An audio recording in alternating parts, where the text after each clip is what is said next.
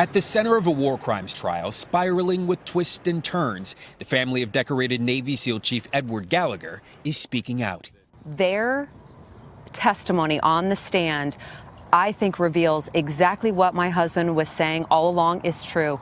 They are cowards. They are liars. Gallagher faces multiple charges from a 2017 tour of duty in Iraq, including the murder of an unarmed ISIS detainee. Several fellow SEALs testifying he stabbed a man in the neck. But this week, a bombshell.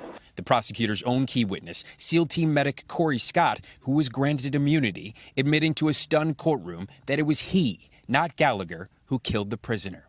I always knew that my husband was not guilty of murder, but to hear that testimony from him, I was in shock. Honestly, I couldn't process it. I just felt so relieved that at least one of these individuals had a, conscience check.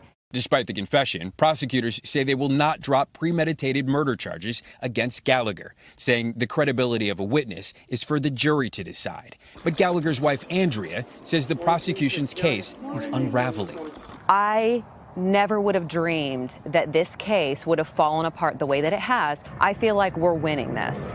The case drawing the attention of President Trump, hinting at a pardon if Gallagher is convicted. I'll make my decision after the trial. Gallagher's brother Sean applauding the support. He looked at his military and he saw a travesty of justice happening. The prosecution expected to wrap up testimony early next week, making way for the jury to decide whether Gallagher will walk home free with his family.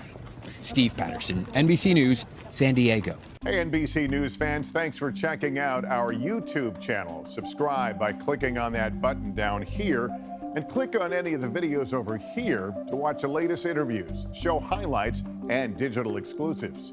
Thanks for watching.